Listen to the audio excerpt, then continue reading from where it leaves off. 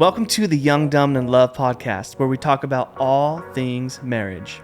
Our goal is to help equip you to have a marriage that is better than you have ever imagined by sharing real-life experiences, getting into the nitty-gritty, and sharing practical ways you can start today. Let's dive in. We're so glad that you guys are here. Hey, does anybody else... I was going to say something, but I totally forgot. Oh my gosh. You mead. Oh my... Hi, what? You mead. I mead. No, you I mead. mead. I mead? You did what I do.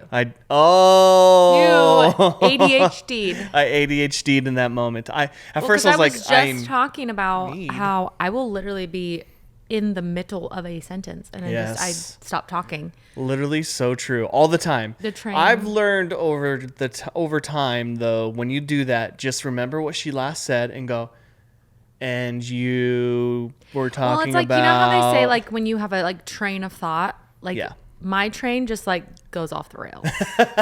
At least I'm able to help you get back on the rails. Just goes off the rails, and then I Yes. don't even remember any, like... That's so true. You know, it's crazy, but... Life Anyway, yeah. of being married to a woman with ADHD. Okay, I have two kind of cute things. Okay, like even if you don't have kids, you know, like when your kids just like say cute things Yes. or funny things. So I thought, you know what? Sometimes I'm just gonna say like the things our kids said. Julian kept singing this week. What's that like? Doctor, Tell me the news. Yeah. What is? I don't even know what that's from. I don't even know Is it why. from a show? Oh, is it from the doctor? Well, I don't even remember what Anyway, and so he kept on saying it over and over. And finally, Elsie, she's like in the other room, and she goes, "So what did the doctor say?" Yes. And like he wasn't even like talking to her, but she's like in the other room. And Out of finally, nowhere. I think she just was like, "Okay, he keeps on saying it. Maybe he needs someone to ask him."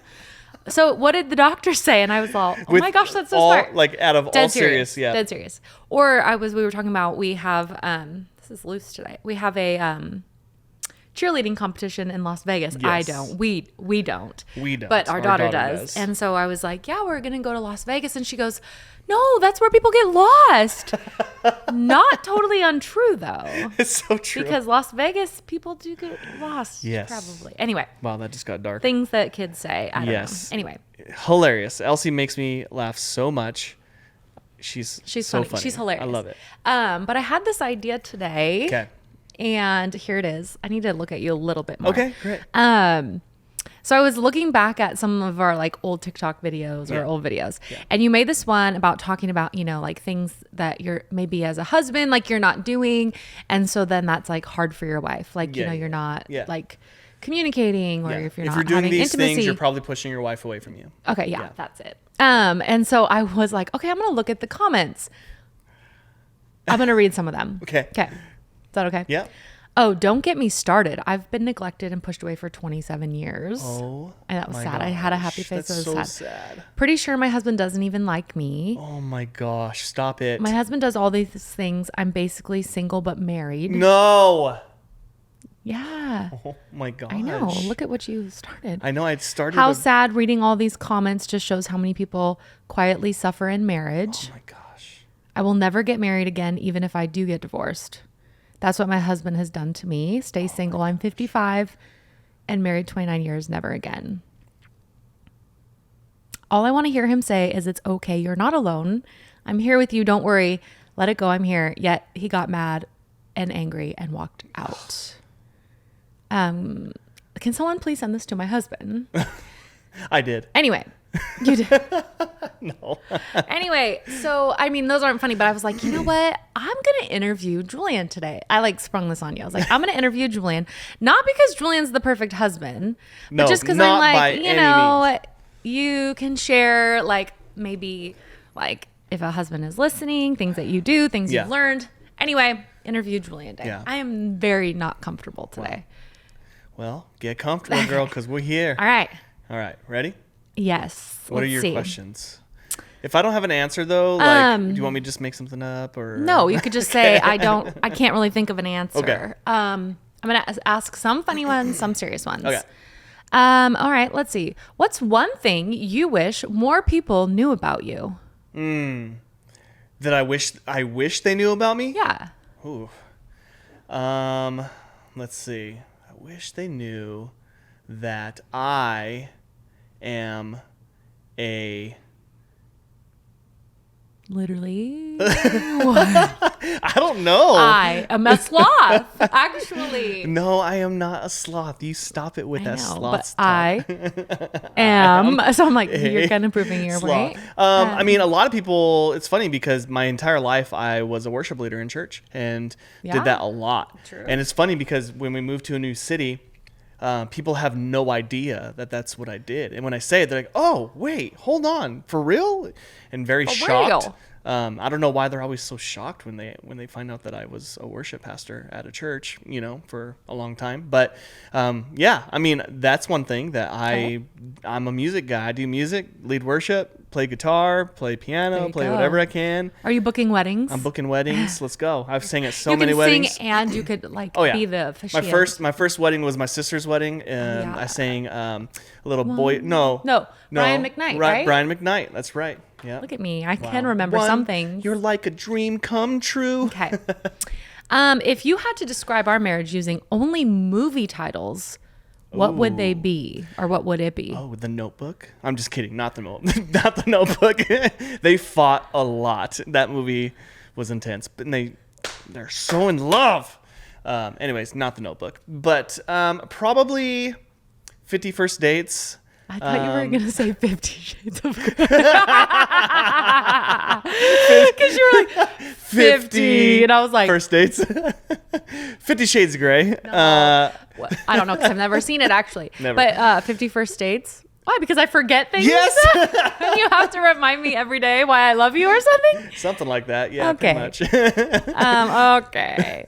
Okay, ready? Yep. What's your go-to strategy for getting out of trouble when you know you're actually wrong? Like with you? Like with you in my marriage? Yes, honey. Okay. It's a marriage podcast. Well, I mean, it's a pretty simple solution. If I know I did something wrong, I'm immediately going to go start cleaning the house. I'm going to scrub the toilets. Try to like cover it up or something. I'm going to scrub the toilets. Oh my I'm gosh, going to put away the dishes. I'm going to Shouldn't you just do those things anyway? Well, yes, you absolutely should. But I'm going to like go above and beyond. I'm going to make the bed. I don't even like to make the bed, but it's important to you. So I'm going to make the bed. I'm going to just set it up for success. And then I'm going to silently say, hey, babe, so yeah. Do you think you actually admit when you're wrong though? Do I? Or is that hard for you? Oh, it's for sure. Is it hard for you? Like I'm asking for real. 100% is hard for me. Yeah. Because why do you think it's hard for you? Because I'm not wrong. I'm always right. Just kidding. I don't know. I'm afraid of, I have fear of failure. Okay. So when I feel like I'm wrong or I did something wrong, I feel like it's a fail and I'm scared to fail because I don't want to disappoint you. So yes, it's hard to admit that I'm wrong because I feel like I'm a failure and it just goes down a big, huge pile of doo-doo and it's just not good. Okay. Let's see. What's one household chore that you secretly hope I'll never ask you to do? Oh gosh. Or that I don't never that I secretly hope you never ask me to do. Yeah, or that you don't like when I ask you to do. Scrubbing the floor. Yeah, when have you ever done that? I'm going to be honest. When have you ever scrubbing scrubbed the floor is a nightmare to me. So well, I ended up getting this But you go hardcore. Like if I scrub the floor, you're going to come in behind me and scrub them again. I mean, that's just a fact. And that's why we don't have me do the scrubbing of the floor because it's not going to be good enough. It's not going to be at your standards. I mean, I think in the beginning I would have been like, yeah, in the beginning. But now it just scrubs the floor. Your standards. Anyone no, you get down on your hands and knees. Not and anymore. You're like Cinderella. You're just singing songs and you're just like getting in the cracks and just really, really cleaning it. These floors, they're just don't get me and so started. literally that's my nightmare. Okay. Let's see. Okay. Do you feel like in the beginning of our marriage, you had a grasp on what it means to be a good husband? Oh my gosh, I was the perfect. Okay, I'm actually trying to ask you real questions here, and that is not really the answer. I was the furthest thing from perfect. In fact, I'm not even asking if you were perfect. I'm saying, were you good at it? No. I was not good at it. Did you know what it meant to be a good husband? No, not at all. Did you think you were? I literally thought that my mentality of being a husband was I get to wake up every day and make love to my wife, and this is the best thing ever. Were you living in? It was a reality check when that did not happen, Every single moment of the day? And then at the very beginning of our marriage, I couldn't keep a job. I kept on getting laid off. I got laid off from construction. I was a car salesman, hated it, so I quit that. I mean, so many things. Oh, I worked at a Goodyear doing tires, got laid off there. I mean, it's just constant things. And then I remember you coming home and I'm playing video games. Now, granted, I'm 20 years old. I have never lived a man's life whatsoever. I was still a kid. And I was playing video games, and you just looked at me with these eyes of, I'm going to kill you.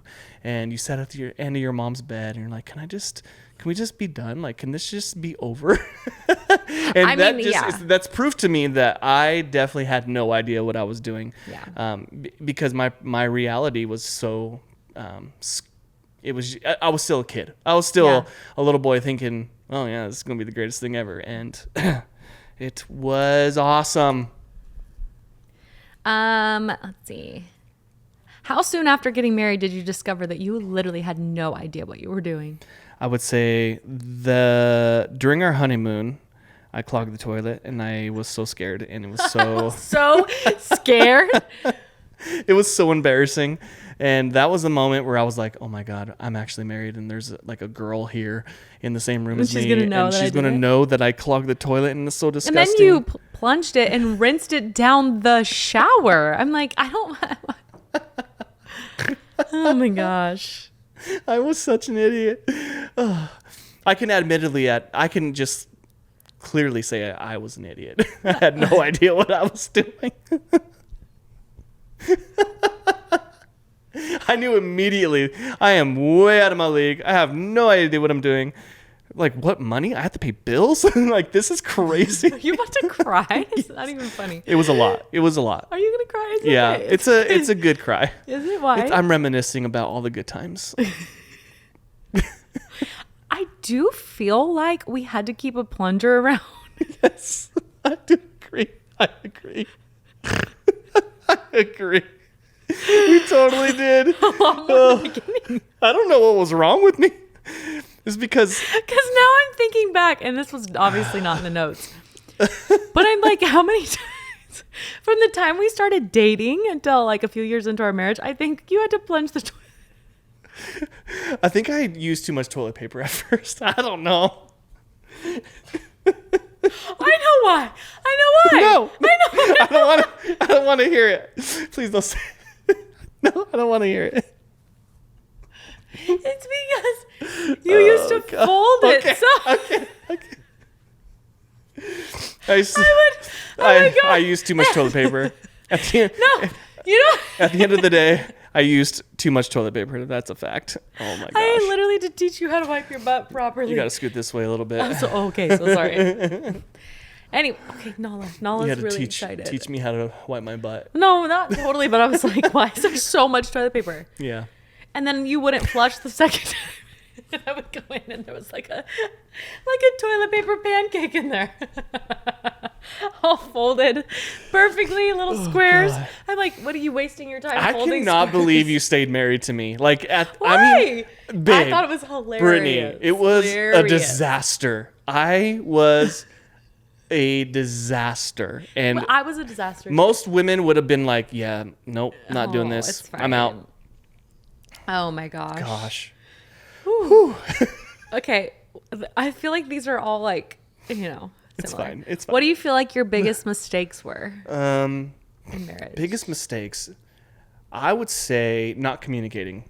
Biggest mistake. Yeah. Like, I was not very good at communicating because I would keep to myself. Again, fear of failure. It was the thing where if I didn't feel like I did the right thing or I wasn't good enough, I couldn't communicate with you because I was scared to disappoint you. And I just wanted you to love me, And so communication was very hard for me to express my feelings. I really didn't learn how to express my feelings until like a couple of years ago, really, like honestly, right?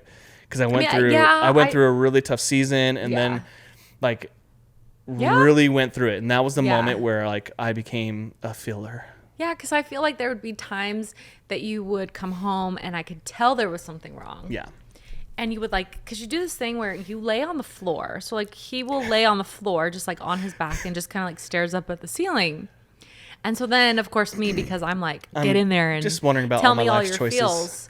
And so I would like sit next to him and be like, hey, what's going on? And he would sort of kind of talk about it, but it was like, that's how I knew he was in his feels. True? Do you think that that's like for sure. Like a tell it's a tell sign yeah. that Julian's in his feels, he lays on the floor? For sure.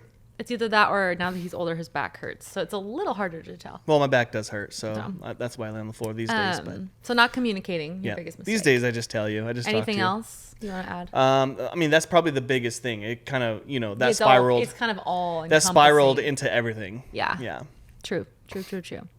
Okay, if you could go back and have a man to boy or a man to man conversation it's a boy with 20-year-old getting married Julian, what would you tell him? Yeah, I would look at him in the face and be like, listen, Julian, stop plugging the toilet. I just am remembering we went through a lot of plungers.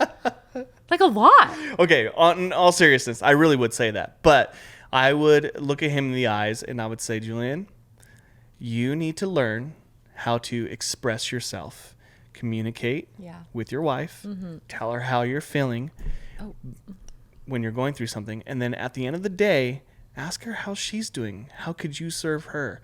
The more you ask her how you can serve her, what can you do for her? How are you feeling? What can I like? When you have those conversations with your wife, she's going to be a lot happier and she's going to be able to express. And don't try to fix all of her problems, Julian. Don't try to fix all of her problems. Just look at her and say, I see you. I see you. I hear you. Hold her close and let her. And then you say, is there anything I can do to help? She's most likely going to say no. She just needs you to listen.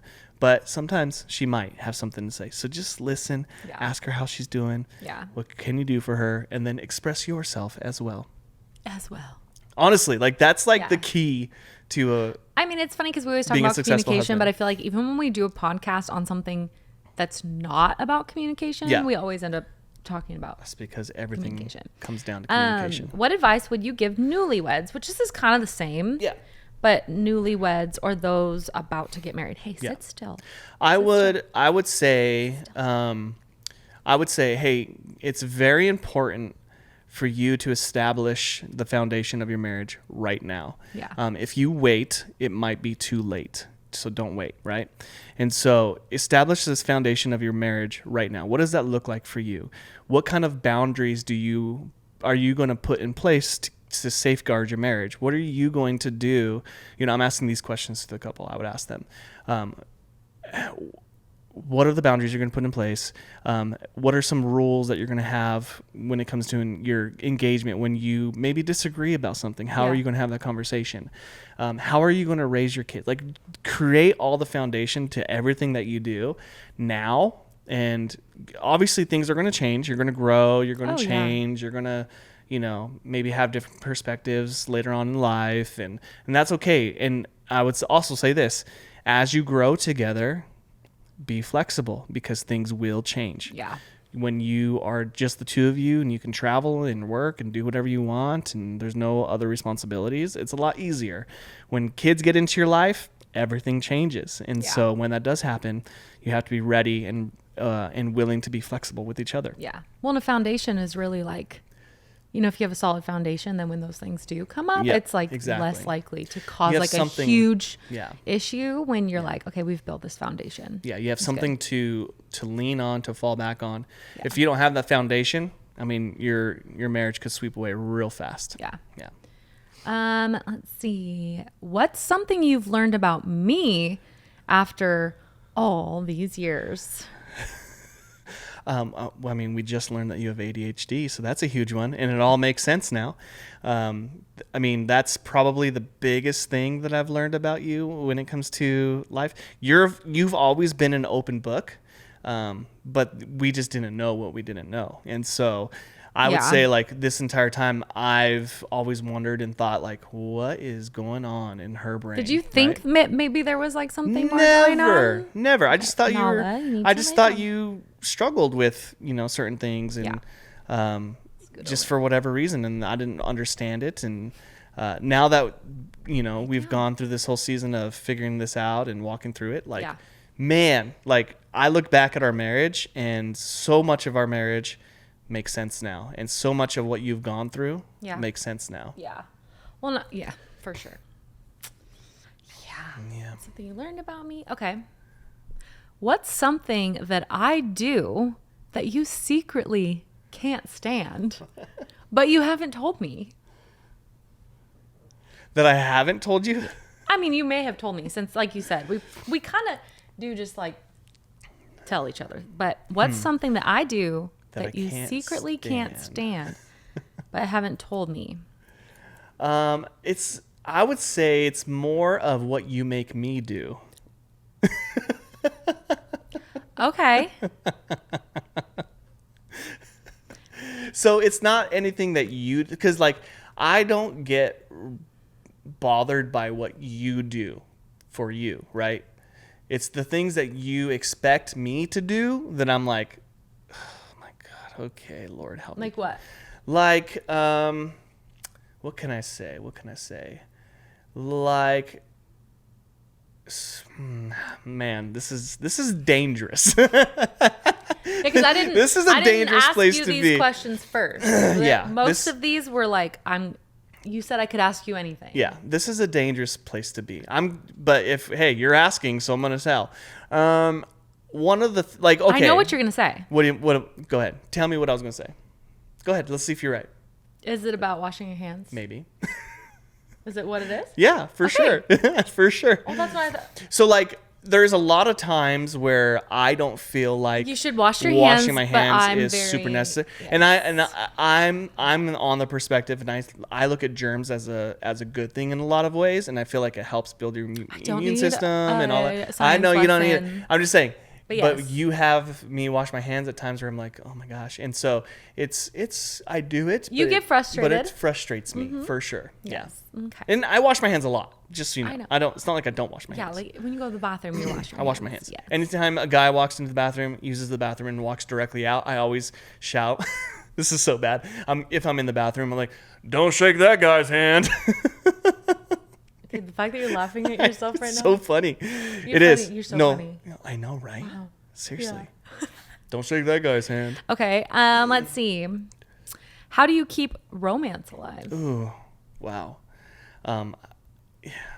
This is very. I think this has a lot to do with who you're married to and what their love language is and stuff like that. Oh, okay. So there is not a answer for this, but there is an answer for you, right? Okay, how do you do it? So for you, like for me, keeping the romance alive in our relationship, I think there's a few things. There's quite a few things, actually. There's, for some reason, if I'm working out, you are like, you love me, right? But why do you then ever stop? Because I don't like to be sore. Okay, it's legit, but I'm working out. Okay. And so anytime I'm like super working out, I feel like you're more attracted to me. And so now, like that, it does motivate me to want to work out more. Now, your love language, though, is a huge part of your love language is acts of service. You want people to help and do things, and not like serve me, but you're more of like if no, like you I want see you a to need, clean up after something that then I don't have to do because then I can do something I want to do. Exactly. So like acts of service, Yeah. like what can I do to serve you in any way? So I think romance has so many different languages, but one of them is servitude. One of them is the way I speak to you and encourage you. One of them is working out. One of them is, I can go on and on of how we keep the romance alive, but and also it depends on the time of year, the month, the time of year, the week. Like romance isn't a fluid thing. It's not just like a straight line. It's literally up and down all over the place, and it depends on where you're at in that moment. So a little bit hard to answer, but I would say acts of service is probably like the biggest thing, and then whenever I like write you letters or stuff Notes. like that, you love it. Like for our anniversary this year, we wrote each other just letters and then read them out loud to each other. I got all choked up and started crying, and I think my vulnerability made you keep that romance alive. Oh. What areas have you had to grow in to become the spouse and dad you are today? Oh gosh. Well, I'm in a house full of girls. Like there's nothing but girls in this house. And so even our dogs are girls. Yeah, it's literally pure girls all around me. So, but an area that I've definitely had to grow in is like compassion, because I'm compassionate, but I don't feel people's pain like some people do. Yeah, like you do. When someone's Yeah. hurting, like you like feel their pain and you like get into it with them. And I'm like, hey, how can I pray for you? Like, okay, great. And then it doesn't affect me. But like you don't think a lot of things are a big deal either, though. Yeah, I don't like, think just things in general, you're just like, it's fine, I'm fine. Yeah. Whereas yeah, and I feel like all of our everything's a big girls, deal. like you guys are very, you're girls. You're a little bit more sensitive, and Yeah. you need to be spoken to with just like such kindness and love. And so like I've had to really work on like my tone, Yeah. how I speak to you, what kind of words I use with you. And then, yeah, I think I'm still growing in that for sure. I mean, I think you've gotten really good at it. I Yeah. think there's moments where I'm like, Whoa, bro, you good? but I'll just tell you, I'll be like, that wasn't very nice. You do tell me every single time, and then I get defensive. What's a lesson you've learned the hard way, and how did it change you? A lesson I've learned the hard way, and how did it change me? Man, That's a tricky question. That's a loaded question. That is a loaded question. Because there's a lot of lessons that I've learned. Okay, so for instance, for like when it comes to our marriage and the things that you've walked through, a lesson I've learned is not always trying to fix your problems. I am the type of person who, when something happens or we're going through something, that I just want to be like, here's how you fix it. Like, it doesn't have to be a big deal. Like, just fix it. A, B, C, done. And then everything is good. And for you, it wasn't that easy, right? And so I've had to learn how to take a step back, and I did learn it the hard way, because I would always try to fix your problems, and you would get so frustrated with me, right? Well, I think like not just fixing them, but maybe like minimizing them because you didn't understand them. Like, and I don't mean that in a mean way. Like, why are you freaking out? It's not a big deal. If I had anxiety about something or was struggling with something, because you don't see the world that way. Yeah, for sure. It'd be like frustrating. Yeah. So I've had to learn things or done things that maybe were not the best way. Oh, for doing sure. it, even though that wasn't your heart, but like, yeah. Like, you're fine, or get over it, or like, why are you making a big deal about that? Or maybe being impatient. Not, I'm answering the question. No, it's true. But thank you. I think you learned that the hard way, because then once you started to actually like understand me better, you're like, oh, that actually is probably counterintuitive to say that, or counterproductive, I guess is the word. For sure. When I say that, I'm actually making her more angry and anxious. Yeah. Facts. I don't know. You hit it right on the nose. I only have a couple more questions. That's okay. Do you feel like you're in the hot seat? I'm in the hot seat right now. Let's see. What's the lesson? Oh, how has co-hosting the podcast changed the way we communicate? Oh, yeah.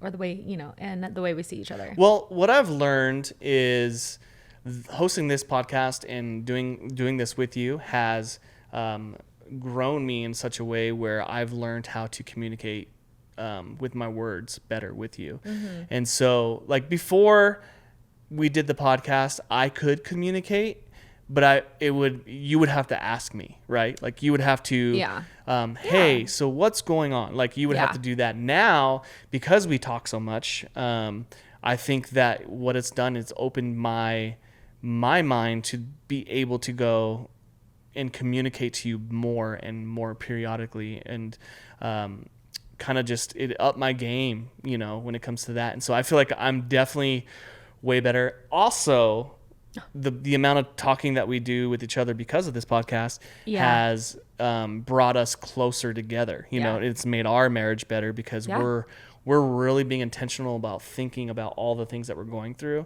And so communication that we're doing all the time, it has been like game changing. And when we're not recording, like during the summer when we're not recording, I do feel like, it goes down a little bit. Well, obviously I think that's because the kids are home too. and they take all of our time and attention. Well, I would say too, because our heart is like, when we first started the podcast, we were like, we want to be as honest as possible, but to be honest, we're going to have to not be offended by each other. Yeah.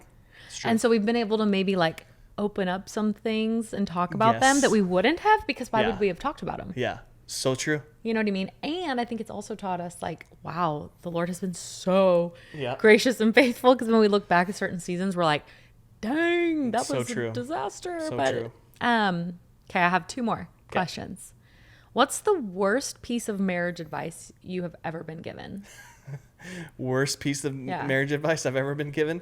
Oh my gosh. Let me just count back to all of them that were given to me when we first were getting married. Even think about. There was a lot of bad advice. Probably one of the worst I've ever been given was, how do I say this? There were people in my life who basically said that I make all of the main decisions and you need to just follow me. Where now that I've learned the hard way, we are a team side by side and we have to make decisions together. And because of me listening to other people, I've made decisions for us that have been detrimental to us. And I learned the absolute hard way. And I wish I would have never been told that by certain people in my life. And so I think in marriage, it's more important to look at your spouse and work together. People say it's 50-50 or, the man should make all the main decisions, stuff like that. Really, we both need to put 100% into what we're doing. Yeah. And we go 100% at all times, both together. That's when you're going to have the best outcome because we're both on the same page. We both hear from the Lord. It's very important that we work together in all circumstances. Yeah. So I just don't think that was the best advice that I was given. Yeah. You're like, I feel that.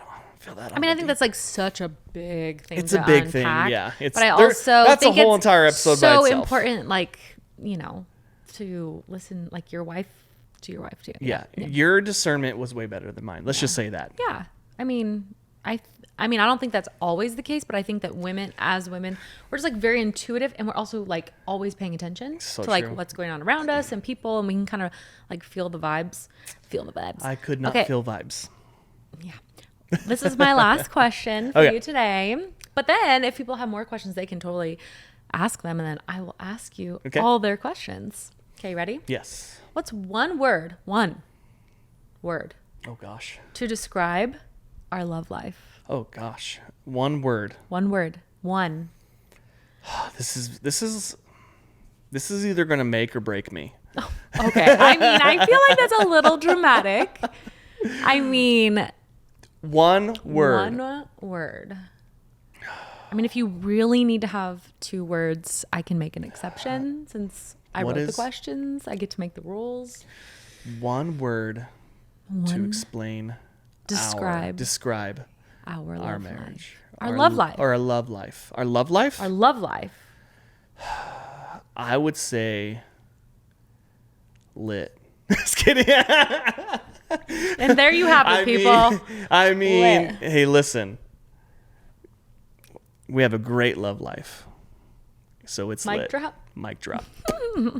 Lit. Well, it's like, I mean, okay, one last thing before we go today. But a bad piece of marriage advice, or what I feel like a lot of people said, was that there was a honeymoon phase. And so eventually you wouldn't feel as passionate about your spouse and like wouldn't want to be as intimate with them and wouldn't have like, wouldn't be as attracted to them. That is definitely a bad piece of advice. And that is such a terrible thing to say. Well, that's a terrible thing to say to anybody who's wanting to get married. Like, oh, it's just, I mean, I feel like we've heard it a lot. Oh like, my gosh. It's just a honeymoon phase and eventually you guys won't feel so like towards each other. So many people have said that to us. Okay, well, it's been 19 years and our love life is even better. It's lit. It's lit.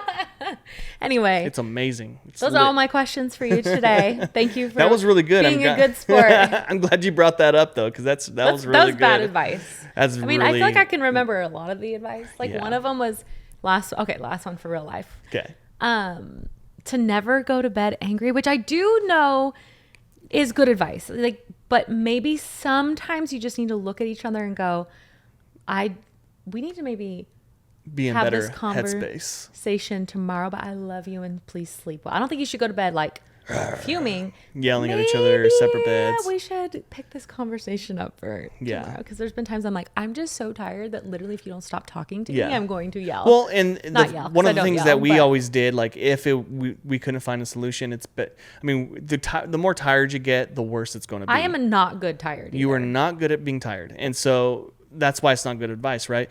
But it is good advice, because it does say don't let the sun go down on your anger. Sure. So like you should, but just don't. Like physically, don't sometimes say you something just need you're going to regret because it's sleep. midnight. Yes, exactly. And maybe people just say, hey, I think we should finish crazy. this conversation tomorrow. Well, one thing that we did though is we wouldn't like sleep in different rooms or sleep on the couch. Like, we would go, okay, we're just going to call it the night, and we'll pick this back up tomorrow once we've got some sleep, we're rested, we can kind of think through what we've gone through, and we still sleep in the same bed.